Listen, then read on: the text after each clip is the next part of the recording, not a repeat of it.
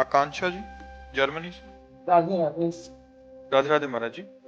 महाराज जी, हम जर्मनी में रहते हैं और आपकी असीम कृपा, प्रतिदिन की शुरुआत आपकी वाणी से ही होती है। दिन भर राधा नाम चलता है। और महाराज जी, हम शनिवार को कई देशों के साधक मिलकर राधा नाम की कीर्तन आदि करते हैं। महाराज जी, आके आप प्रश्न है कि जब हम किसी भी व्यक्ति या परिस्थिति में दोष दर्शन नहीं करते और हम हर प्रतिकूलता को अपना प्रारब्ध मानकर राधा नाम का आधार बनाकर सहज हो जाते हैं, तब किसी भी प्रतिकूलता में सामने वाले व्यक्ति को सही या स्वयं में ही दोष दर्शन होने लगता है। महाराज जी, अपने दुख से निराशा नहीं बल्कि दूसरे व्यक्ति के कष्टों का चिंतन ज्यादा होता है। महाराज जी, मेरी सहजता से धीरे धीरे ऐसा नहीं, ऐसा चला जाता है कि जैसे हम इनके प्रति ना द्वेष करते हैं और ना इनके प्रति हमारी अहित भावना है।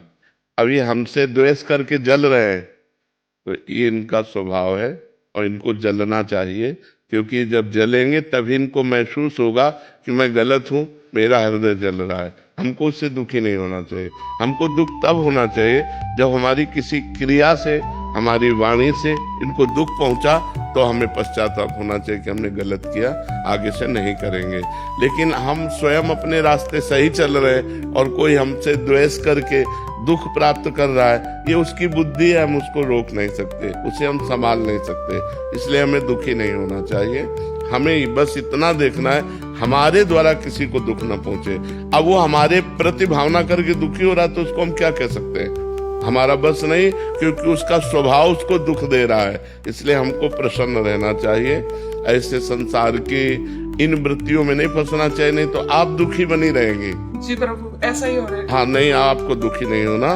प्रसन्न आत्मा संतुष्टा एन केनवा, हर परिस्थिति में प्रसन्न रहो। हमारे द्वारा अगर दुख किसी को मिला तब तो दुख होना ठीक है, क्योंकि उससे हमारा पाप नष्ट हो जाएगा, उससे हमारी क्रिया सुधर जाएगी। लेकिन कोई अपने आप हमारे प्रति भाव करके दुखी हो रहा है, उसमें हमारा कोई दोष नहीं हो। हमें प्रसन्न रहना चाहिए। बहुत बहुत भगवान से प्रार्थना करनी चाहिए कि उसकी बुद्धि शुद्ध हो जाए। व्यर्थ में वो जल रहा है, पर हमें दुखी नहीं होना चाहिए। प्रभु, अगर हमें पता ही नहीं है कि हमारा कोई दोष है या नहीं है, हम सब कुछ ठीक कर रहे हैं और हम कोशिश कर रहे हैं कि हमसे कोई दोष ना बने, फिर भी कोई हमें बार बार प्रतिकूलता दे रहा है, हमको नहीं, तो सहना चाहिए, हमें सहना चाहिए।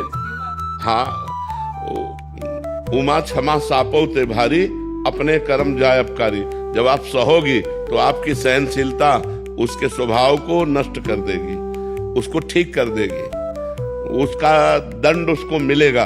उमा क्षमा श्राप होते भारी, जो शाप होता है उससे भी अधिक बलवान क्षमा होती।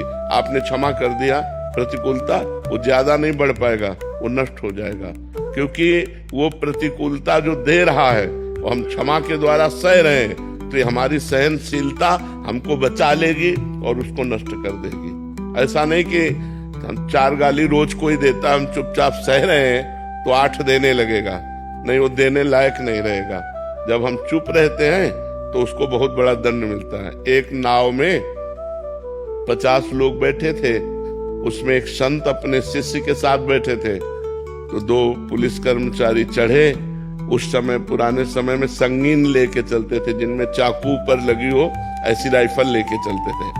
तो नजदीक गए और संत के शिष्य से कहा, और शकील तो वहां जगह नहीं थी, तो एक बूट मारा। वो नंगे पैर बैठे थे तो बूट से उनके पैर में मारा और कहा साइड हो। वो कोशिश की लेकिन जगह नहीं थी, फिर एक थप्पड़ मारा। वो कुछ नहीं बोले, क्योंकि साधु थे, शांत चुपचाप सह गए। अब नाव किनारे पहुंची तो पानी दो हाथ जहां नाव नहीं जा सकती, तो उन्होंने राइफल को ऐसे किया और ऐसे करके छलांग मारना चाहा। ऐसा बूट फिसला कि वो जो चाकू थी उन्हीं के गले में घुस गई और वहीं मर गए। उनके गुरुजी ने शिष्य को डांटा, अगर 2-4 शब्द बोल देते तो बच जाता, तुमने एक भी शब्द उत्तर नहीं दिया, उसका साधु अवज्ञा तुरंत भवानी, कर कल्याण अखिल के हानि, सारे पुण्य नष्ट हो गए, देखो मृत्यु को प्राप्त हो गया। उमा क्षमा सापौते भारी, यदि आपको कोई सता रहा है और आप चुप हैं, ये चुप उसके लिए बम का काम करेगा। अगर हमने कुछ बोल दिया तो बचत हो जाएगी, अगर हमने बोला नहीं तो उसको भोगना पड़ेगा और तत्काल कोई न कोई उसके ऊपर अटैक होगा, काल का, माया का, कि वो झेल नहीं पाएगा। ये सिद्धांत है। अगर हम चुप हैं तो चुप रूपी ये बम उसको नष्ट कर देगा।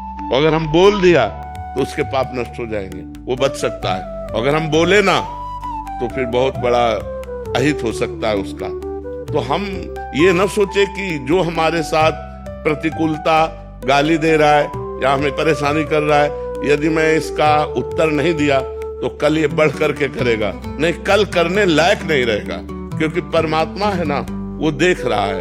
अब हमारा कर्म हमको भोगना है तो बात अलग है, अगर कर्म नहीं भोगना है तो उसको दंड निश्चित मिल जाएगा, पक्का मिल जाएगा। ऐसा नहीं है कि वो ऊपर वाला देख नहीं रहा, मालिक सबको देख रहा है। अगर आप शांत हो, चुप हो और आपको कोई सता रहा है तो एक दिन वो दुर्गति को प्राप्त होगा। आप चुप होकर देख लेना, वो 2-4 दिन उन्नति दिखाई देगी, लेकिन वो ऐसा नष्ट होगा कि बिल्कुल बात समझ लो।